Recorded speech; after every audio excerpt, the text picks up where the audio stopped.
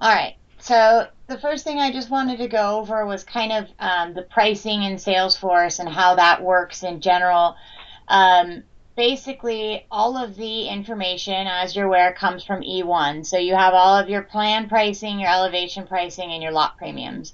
Plan and elevation come through as one lump sum from the plan master, and then the lot premiums and the sales release dates come in from the lot master. When you want to take a look at kind of what has recently come in through the system, I think the easiest way, and you may find a much better way for yourself, but I like to go in and do the plan pricing confirmation list view that I've created, and that just works for me to very easily when somebody says, I need to look at, I can look at this screenshot, and it's very similar to what E1 will look like. One of the key things to pay attention to is the way that Salesforce calculates plan pricing versus elevation pricing, because when it comes in from E1, it's all lumped together. So what it does, it will take a look and say, I have, for example, here I have 4 plan 1s. If I was to go look in E1, the numbers that come in from E1, this one would have actually said 852,000. What Salesforce does, it looks for the lowest price that comes in for plan 1 and it assigns that as the base price. Anything above and beyond that, it will call the elevation price for that particular elevation. One of the things that we just recognized probably 3 or 4 days ago that the fix should be in today and tested and live tomorrow. Unfortunately, it was including inactive elevations, so it doesn't happen very frequently, but there are instances where the elevation will become inactive, and it was still including that, but you don't have the ability to, in E1, to enter a price for that. So it would go back and all of the additional pricing when you would raise prices was getting assigned to elevation. So some places would have a 15,000 elevation when it was only supposed to be 5, and that's because of this mystery hidden elevation out there that was in S2 but was not in E1 for anybody to update. So we've had to update the formula to make sure that it will exclude any of the inactive elevations from the formula to make sure the numbers are accurate. So if you were to go in and take a look at any one of these plans, on the plan detail screen, you'll see that we have, this is the price that comes in from E1. This will show you what it was previously. And then this is truly what's going to be showing up as your base price, as your plan price. And the elevation is what it's calculated as your elevation premium. When you look at these, the tricky part of this, and the only reason that we have not so far provided access for you to be able to manually, not everybody, but those who have pricing update privileges, to go in and update the pricing. For example, if you have a affordable unit and only that particular lot is going to be a price, but none of the other ones, none of the other plans, so you just want to do that lot. It's because of the way that Salesforce stores the information on these quote lines. So these right here are literally just fields on a page that, in all honesty, if I was to update these, it looks like it might affect things going forward, but it doesn't. You actually have to update a quote line. So what we found is it gets pretty tricky because somebody will update one of these and they won't update the quote line, and then when the amount gets copied over, all of Salesforce is looking at these quote lines and it doesn't match the page layout. So we're working on a way to make sure that these are no longer editable fields for anybody, and it's simply looking up to that quote line and providing an easy way for you guys to edit the quote line without having to mess with multiple different areas in the system. So then when I go in and let's see, I'm going to pull up one of these.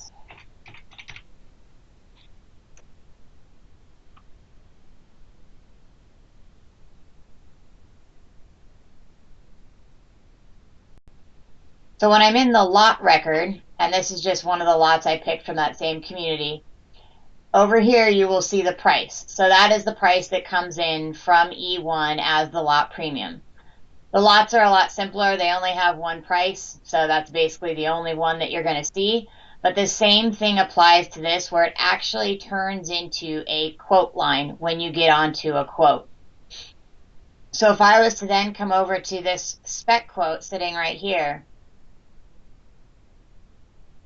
down here, the spec home price info, this is what makes up everything that I have on my quote. So I have my base price that was coming from the plan one, the elevation price based on the elevation I selected, and the lot premium that came from that lot record. So they all display right over here. But these quote lines that have lot 25 and plan one, this is actually where all of your pricing is calculated from. And any time that you copy this and create a regular quote and it copies it, it's not paying any attention to these numbers right here.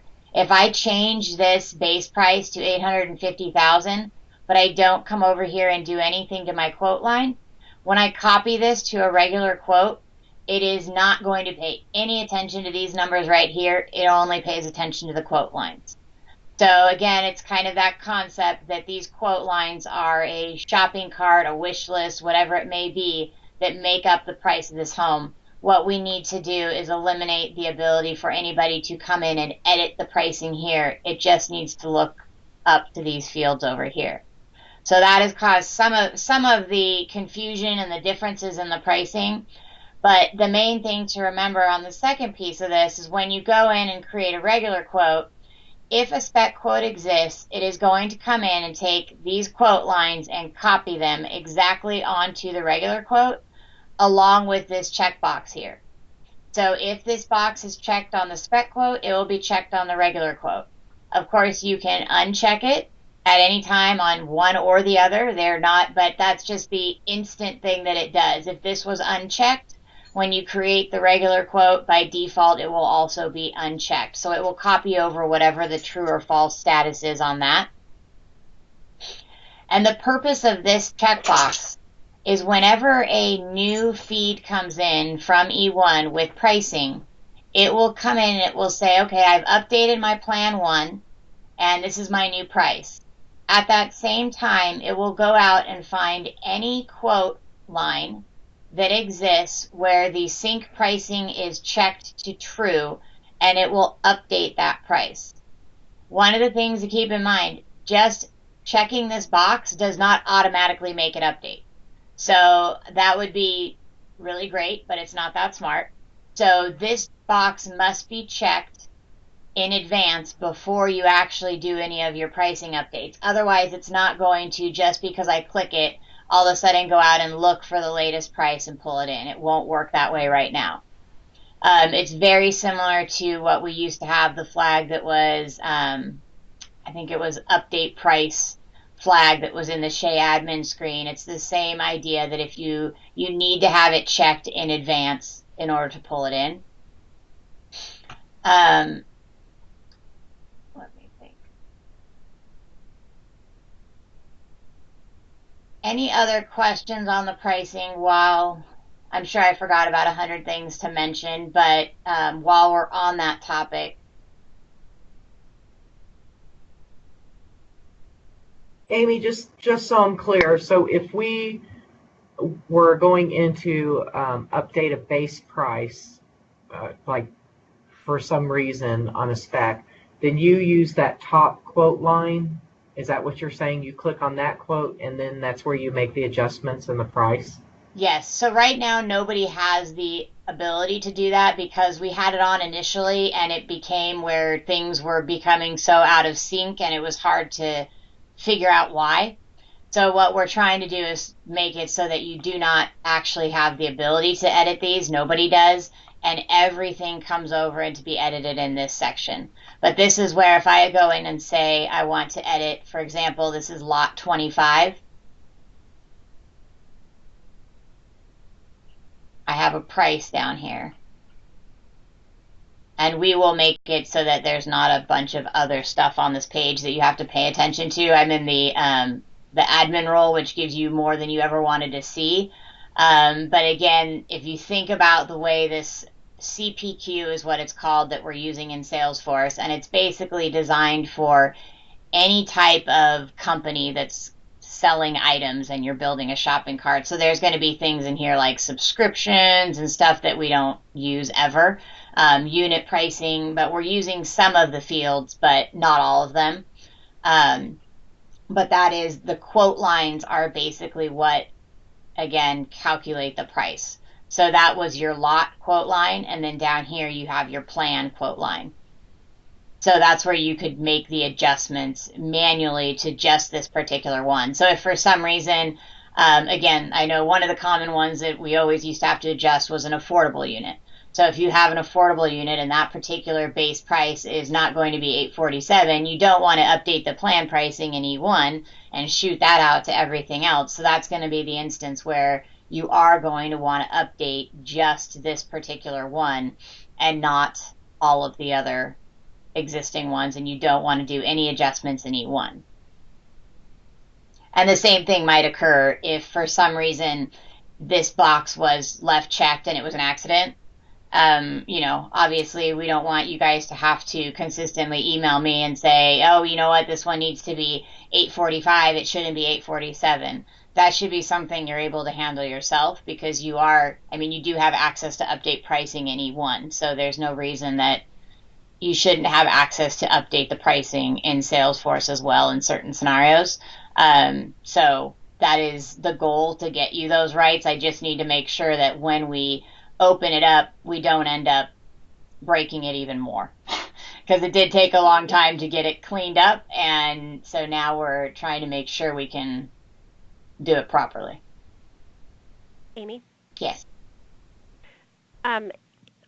For the quote lines, are we only going to have the ability to eventually edit the pricing in the quote lines on spec quotes and lots? Or will we also, if there's a buyer attached, like a buyer's quote? You could do a regular quote as well.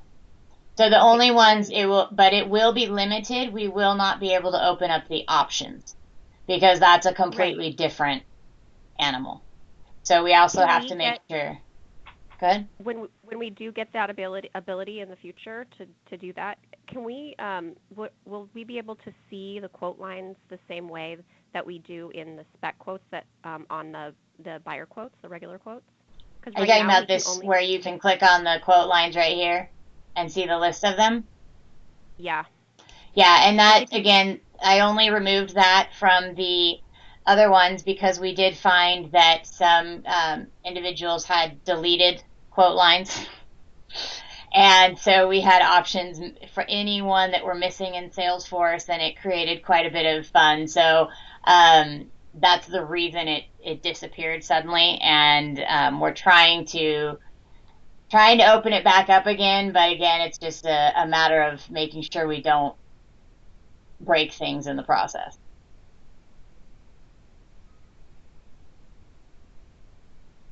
Do you currently not even have the access to view it? I know you can't edit it, but do you not have the quote line box on your regular quote? No, we do, but all you get, if you click view all we will see is the QL link and nothing else. There's no indication if it's the lot or the plan or an option or anything. You would have to physically go into each individual one and see what it is. Okay, that part I think I can fix much faster. So I can do the viewing part. The list, like the way that it views and what columns are on there. Because it's really, really helpful to be able to see what the option codes are, what change order they were on, pricing, any of that kind of information, even if it is just view only. Yep. No, that I didn't know that disappeared. That was done unintentionally. So it was when we discovered people were deleting. Dan was nice enough to go in there and help me very quickly because I said I need that gone right away. And so it's probably just there's so many different things you have to check and click that it probably, by deleting that, it limited what you can view. But I'll open up the viewing part to that. Thank you. Mm-hmm.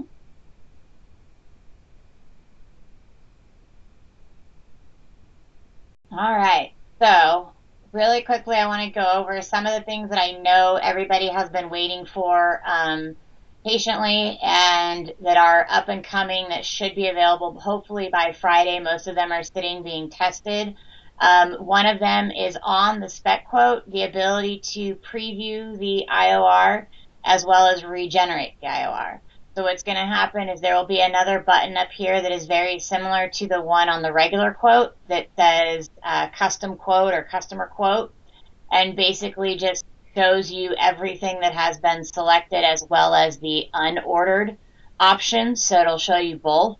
I know a lot of the divisions will have either like a designer home or something where they might be trying to get it to a certain cost and they want to preview what they've selected before actually ordering it to make sure that it's official, because once you generate that IOR, it is sending it to E1 and Build Pro and all the various systems. So there will be a button up here for you to generate something like that that will show you everything you have, where then you have the opportunity to go back into Configure Home and remove items without actually processing a deletion and all that good stuff. So that should be available to everybody hopefully by Friday. And then also the ability to regenerate an IOR, which will be the exact same thing, but with a regenerate button so that you can go back. And if for whatever reason you need to regenerate an IOR, you will have that ability.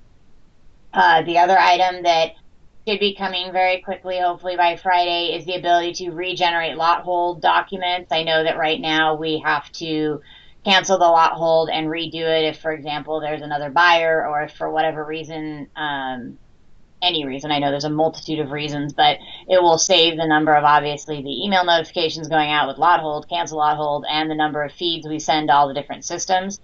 So it will just be a very similar button that'll say regenerate lot hold, and you will click it and regenerate that. Going to cheat and look at my list here real quick so that I don't forget anything.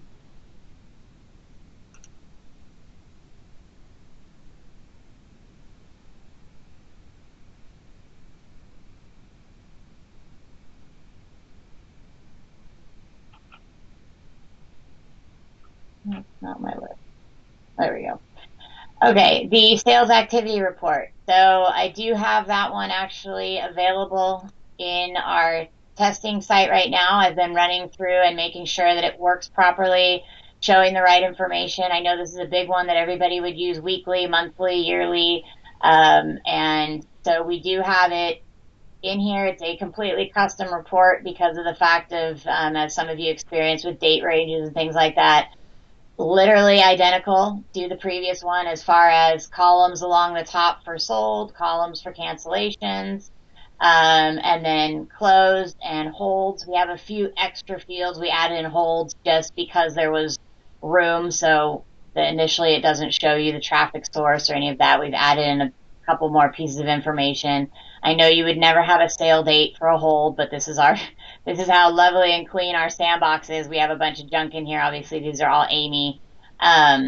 And then the box down here, I did submit last night for some revisions to this box. I needed to have this period, month to date, year to date, just like it did before, as well as a count of the closed and then the open escrows number. So literally making it identical to the existing sales, and I told them that we must have a print button on this report because this is one that I know people print, even if Salesforce doesn't like it. So because this is custom, we are able to put a print and have it print a PDF of this document, so that will be up there as well. I have been told that those changes should be made overnight tonight, and I will give it another check tomorrow. My really, really, really big goal is to have this available before Sunday so that everybody can actually kind of assist me in testing it as well, because then we can match it up to the Sunday night reports and see if we're on track with everything as far as all the sales, closing, things like that. So we do have that one on the list. The inventory report, we've actually made some significant progress on that one. It's going to be available for two different ways. It will be a list view as well as a report for those that like to have on a report that you can print, but we've added all of the pricing information and everything relating to all of the like the spec details, all of that onto the record for the lot so that you can actually pull a list view of lots that are available, and it will show you all of your pricing, and if it has a plan and elevation selected, it will show that. So basically your sales inventory report will also be a list view for those of you that like the list views, and then it will also be a report. That one is anticipated to be October 4th, so that's Friday as well. We're trying to get moving on a lot of these reports, as I know they're long overdue and people are having to create some of their own, which is not fair. And then we have to make sure all of them function correctly. So the other piece that's out there is the updates to when a lot is on hold. Right now, if you were to order options on the spec quote, it does not automatically copy everything over to the regular quote. So that was something that I asked to have done a while back, but it got pushed on the back burner and it hasn't created too many issues, but it's starting to now. So that one is supposed to be available on Friday as well. And then there's a lot more on the list, but some of the other quick ones to highlight is basically the for commissions and designer bonuses and all those types of things. We loaded the employee numbers onto the user records, which was what was causing a lot of the ODS reports to not work properly, as they wouldn't tie with numbers and names and all that. So we've loaded all of that information in, and Brent is going to continue working at the reports to make sure that once we send that information over in the feed to ODS, they automatically pick it up and that we're back on track with all those reports. And then the last thing that I don't know whether it's a huge thing for everybody, but the Qualtrics, the home buyer surveys, those are have been tested. I believe they have started to go out with a controlled group to make sure they go out properly and update properly. And then those will be back in business again soon. Any other ones that people were curious about that I didn't mention? We do have an extremely long list, as I've mentioned, so it is probably on the list somewhere. But if you're looking for a specific update, you can either ask now or you can always shoot me an email on any of them too and just say, where is this at? I'm trying to get the team to help me out with due dates as well, so that I can help to provide a little bit more in terms of when to expect certain things. And then if we're having issues that are becoming greater issues and maybe they were minor in the beginning, I'm bumping them up on the list as I can. Kind of the way that we do the priority is based on, how many divisions is it affecting? Is there a workaround, or is it just flat out broken? And basically what is the, if it is a workaround, what is the cost to us about that? Are we missing options? Are we, losing 20 hours per employee, that kind of stuff. So that's a general idea of how they get ranked, but obviously there's a lot out there. So if we miss one, please let me know. Any other quick questions? And then I will try to do one quick thing on the options that I wanted to mention.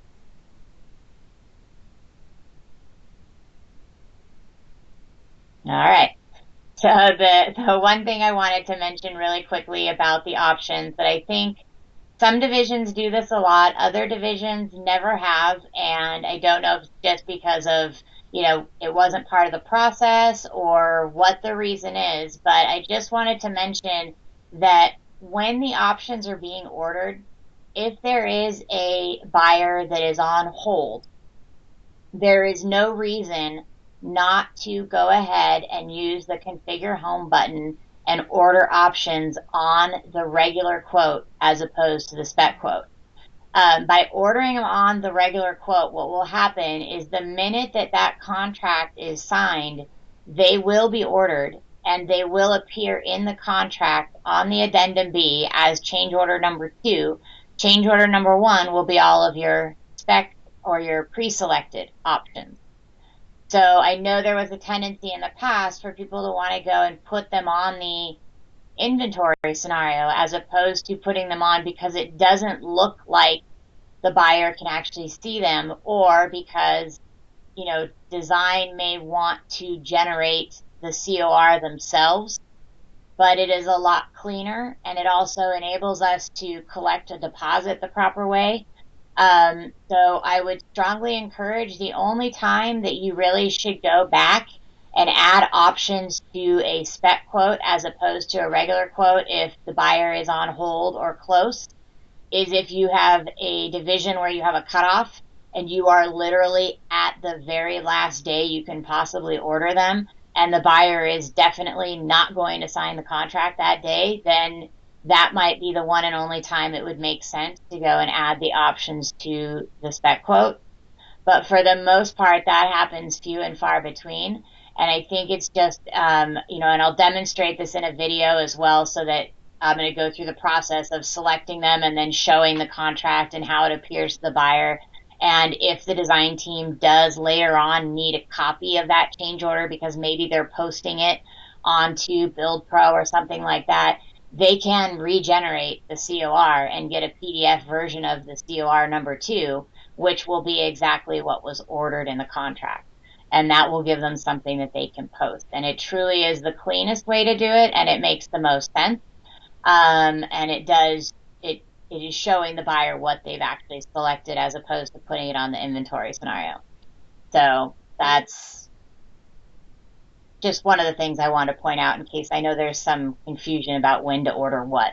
So I just have a quick question about all of that. Uh-huh.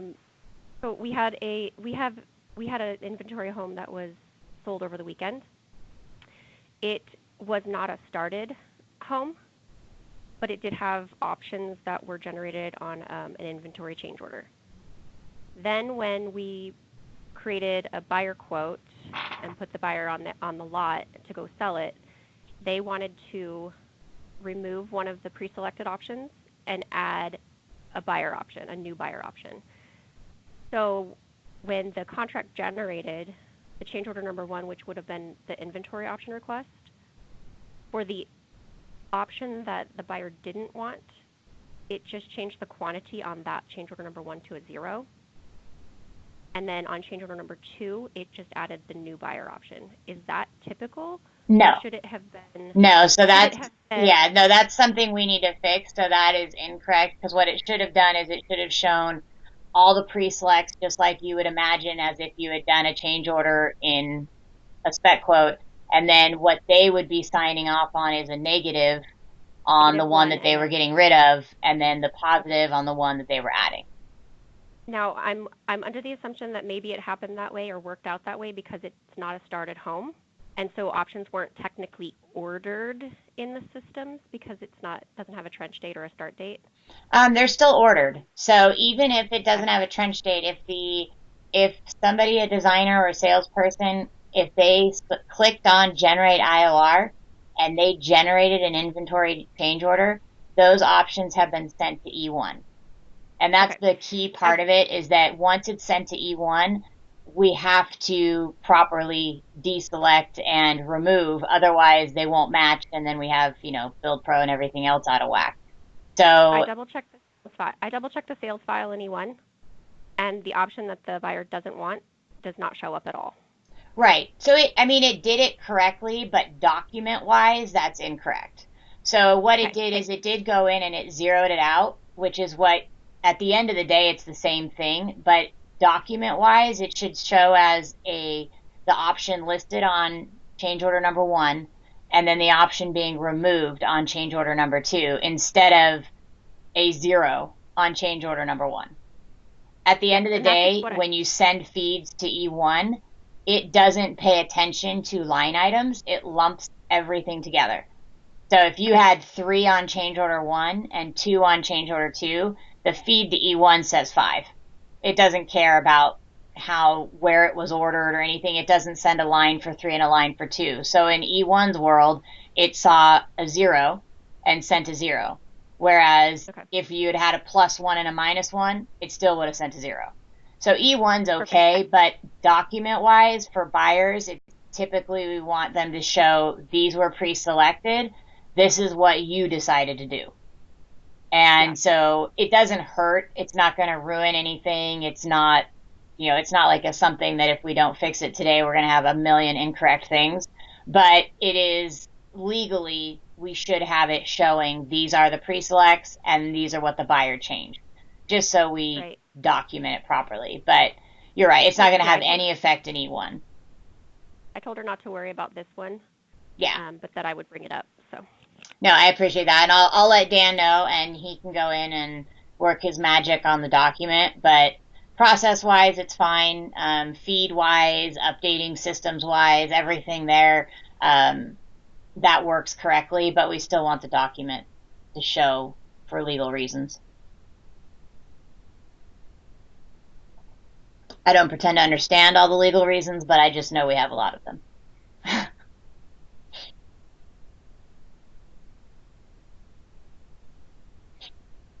All right. If nobody else has any questions, I know we are past 3 minutes past the time, so I apologize. Again, please do me a favor, and if there are certain things that you want me to review on these, or even if it's not you, but possibly somebody else, maybe your manager or somebody has said, look, I need to understand this better, I can talk about it and they can watch the recording.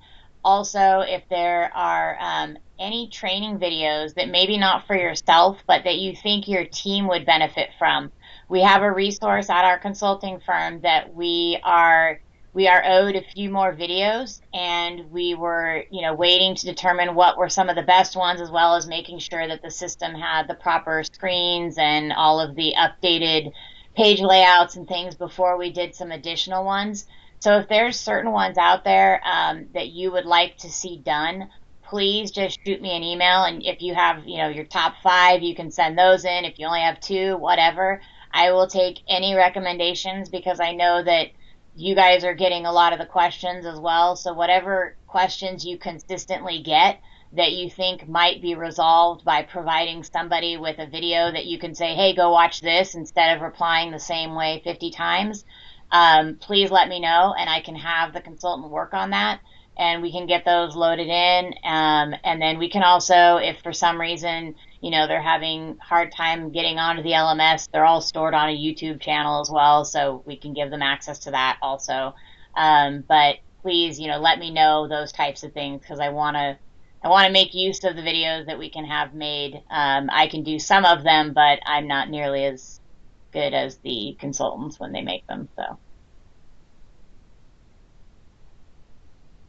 all right. Well, thank you guys very much for jumping on, and thank you again for all of your help. And I will talk to you all on Friday. Thanks, Amy. Thank you. Amy. Thank you.